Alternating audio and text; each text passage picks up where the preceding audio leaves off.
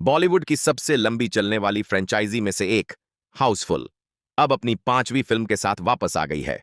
हाउसफुल 5 पहली फिल्म को रिलीज हुए पूरे 16 साल हो गए हैं और इसी दौरान न सिर्फ स्टार कास्ट बढ़ी है बल्कि फिल्म का बजट भी आसमान छू गया है।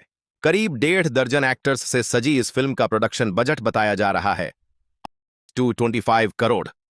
अब इतने बड़े बजट को हिट का टैग चाहिए तो कम से कम 300 करोड़ की कमाई तो करनी ही पड़ेगी। इस बार कॉमेडी के साथ साथ मिस्ट्री का भी जबरदस्त तड़का है और मजेदार बात यह है कि फिल्म में आपको दो एंडिंग्स देखने को मिलती हैं, हाउसफुल 5A और हाउसफुल 5B। इस वीडियो में हम हाउसफुल 5A की पूरी कहानी एक्सप्लेन करेंगे, लेकिन उससे पहले चैनल को सब्सक्राइब कर लो और नोटिफिकेशन बेल दबा दो ताकि ऐसे ताजा और मजेदार कंटेंट मिस न हो जाए। तो कहानी शुरू होती है लंदन के एक प्राइवेट यॉट पर रात के अंधेरे में। यहां एक किलर काले कपड़ों और सफेद मास्क में डॉक्टर के पीछे पड़ा है। डॉक्टर अपनी जान बचाने की पूरी कोशिश करता है लेकिन आखिरकार किलर उसे मार ही डालता है। अब कहानी फ्लैशबैक में 2 दिन पीछे चली जाती है।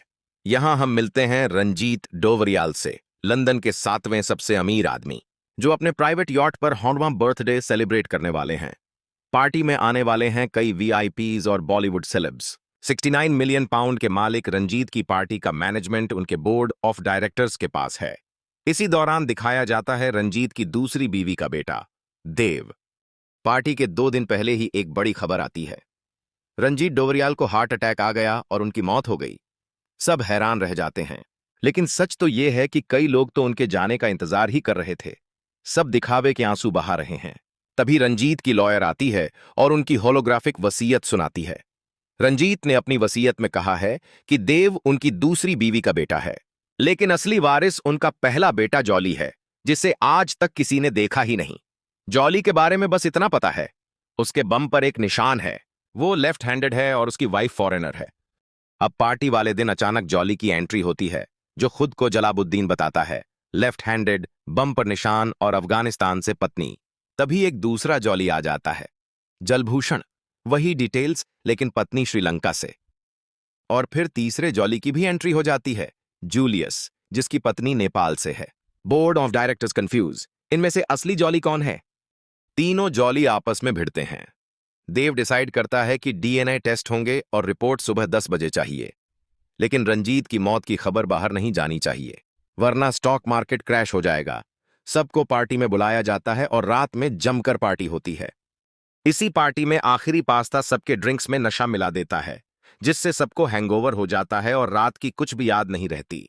उसी रात काले कपड़े वाला किलर सीसीटीवी रूम में जाकर सारे फुटेज डिलीट करता है, फिर लैब में डीएनए सैंपल्स डिस्ट्रॉय करने जाता है।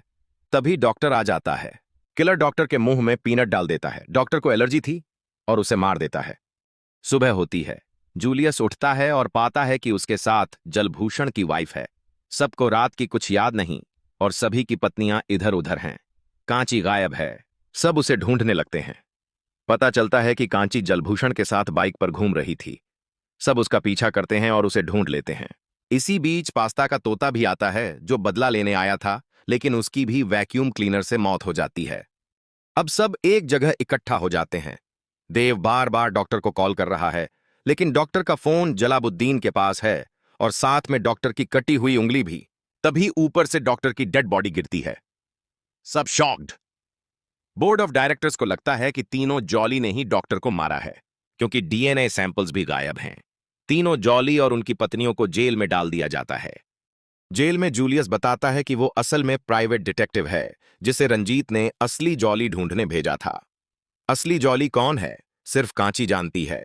धीरे धीरे सबकी पोल खुलती है। कांची असल में जलाबुद्दीन की गर्लफ्रेंड है, जारा जलभूषण की, और शशिकला अब जूलियस की गर्लफ्रेंड बन जाती है। अब एंट्री होती है बीडू और बाबा की, यूके के पुलिस वाले, जो एक किलर को पकड़ने की कोशिश में खुद सस्पेंड हो जाते हैं। इंटरपोल हेड नाना पाटेकर उन्हें केस सुलझाने के लिए भेजते हैं।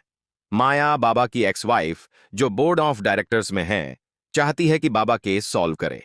दूसरी तरफ जूलियस और बाकी लोग जेल से भागने की प्लानिंग करते हैं। रंजीत की बॉडी को नदी में फेंकना है और डीएनए सैंपल्स डिस्ट्रॉय करने हैं। लड़कियां डीएनए सैंपल्स डिस्ट्रॉय करने जाती हैं, वहीं बेदी को डॉक्टर की बॉडी के साथ छेड़छाड़ करते देखती हैं। शशिकला वीडियो बना लेती है। जॉली लोग रंजीत की बॉडी को समुंदर में फेंकने निकलते हैं, लेकिन बोर्ड ऑफ डायरेक्टर्स के सामने आ जाते हैं। छुपते छुपाते बाहर आते हैं तो उनके पास बेदी की डेड बॉडी होती है जिसे गोली मारी गई थी। सही टाइम पर बीडू और बाबा आ जाते हैं और तीनों जॉली को पकड़ लेते हैं। अब बीडू और बाबा इन्वेस्टिगेशन करते हैं। देव के कमरे से सीसीटीवी चिप और डॉक्टर की जेब से देव का पेन मिलता है। देव को जेल में डाल दिया जाता है, लेकिन वो बार बार कहता है कि उसने कुछ नहीं किया।